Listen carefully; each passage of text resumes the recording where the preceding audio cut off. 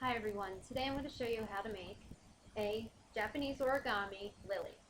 And I'm using scrapbook paper, 12 by 12 scrapbook paper, because it's easier to show you on this camera with a big piece of paper than with the littler paper with the smaller origami paper. This is what your final product will look like, what I showed you in the beginning. I'll show you the inside so you can see, all around. They're not the best. I mean, I'm not a master at this. I do the best I can. So we're going to start with this nice piece of paper I have here. Mine's already folded because this is the second time I've tried to do this video without killing myself and, put the camera down so you can see what I'm doing. You want to take your paper and you want to fold it corner to corner. And mine's going to look kind of sloppy, but I hope you get the idea. Corner to corner like this. And then you want to do the opposite corners.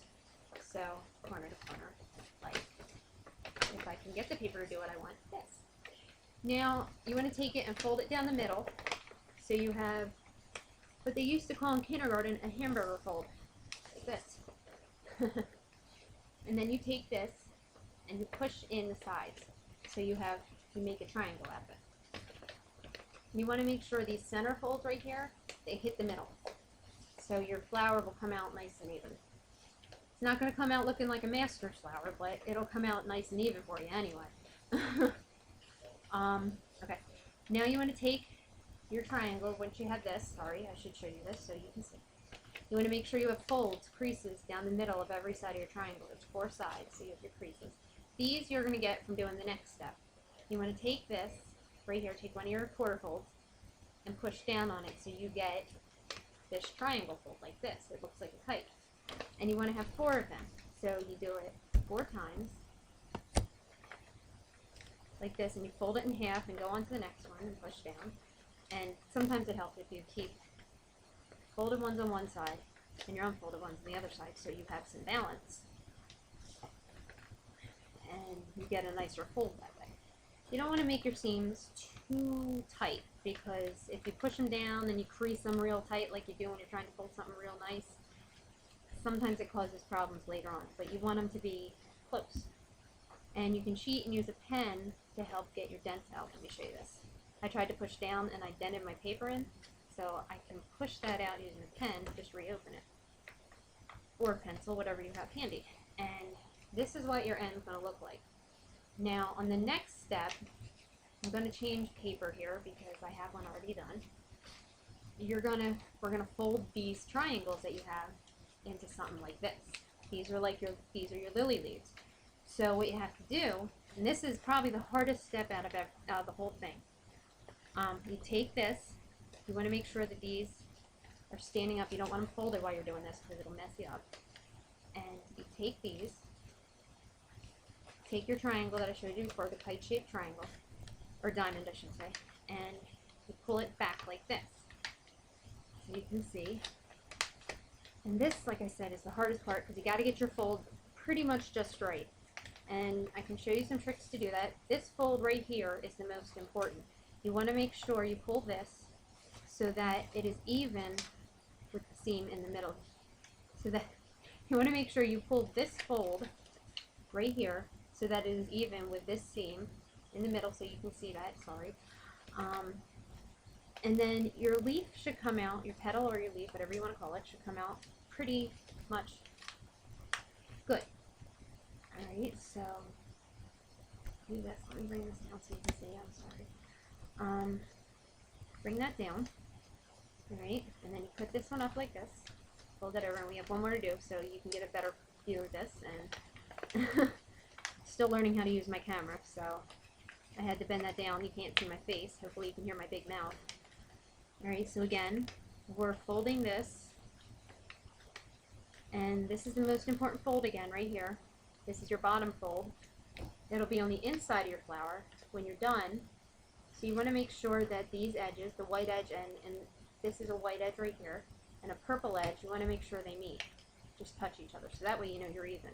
And then you can create your seam. Now if it doesn't get perfectly even, you don't have to really worry about it, because this paper I'm using is imperfect, and I don't know anybody. I mean, even when I was a kid and I used to do this all the time, I couldn't get them perfect. So I don't even think the teacher who taught me how to do it could get it perfect. And sometimes you have to work your creases out, you know, and rip your paper. But you push it down again, right here, so it's even. I think this is as even as this one's getting. And sometimes you got to work out, I like to call them knots, but they're extra folds in your paper, you know, so. And then you work this over here.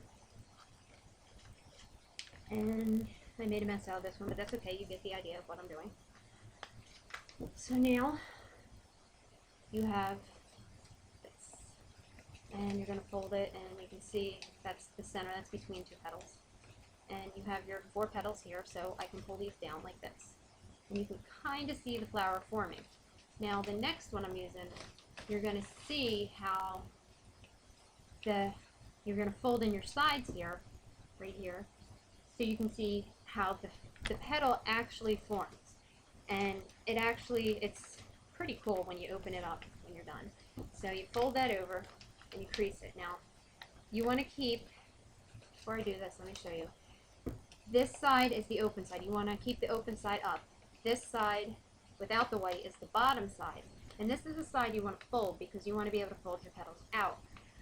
So you take this, you fold them inward, if you can see that, so I can show you, like that, inward. And the point at the bottom, it's always hard to work with. I never get it perfect. I try to bring my petals together at the bottom. Sometimes it helps if you start at the bottom and crease upwards, but then again, sometimes it doesn't work. It takes a lot of practice to get them to get paper to do what you want it to do without drawing on it, I've learned. So you're going to fold these in. Pretty simple with this step. That last step was frustrating. I always end up ripping the flower. See, I ripped this one too when I did it. And fold these in. This is the last one I have to fold in on this flower. Okay, so now you have this. You have everything folded in, and the next one is the blue one, and this is the last step. This is a step where you actually see your flower come to life, because after you fold it in your sides, like I showed you on the green one, you fold it in all 4 of your sides, you're going to bend this down. And I'm going to lay this down so I can show you. You're going to bend all 4 of your sides down. And the flower itself will open up for you as you go along. So, bring this one down. And this one. And my folds aren't going to be that nice because I'm used to being able to lean on the table, but I want you to see what I'm doing. And this one. And you have a flower. And I will show you how to curl the leaves, too. I'm using a white birthday candle, which is actually easier than using just a rounded pencil. If you use a pencil that's octagon shaped, I think they are, they have 6 sides, you know, regular yellow number 2, you're going to end up with creases in your leaves. So use a round pencil or a crown or something. And I use the candle because it's easier, and you just roll it. And you curl your leaves. So you curl all 4 of your leaves.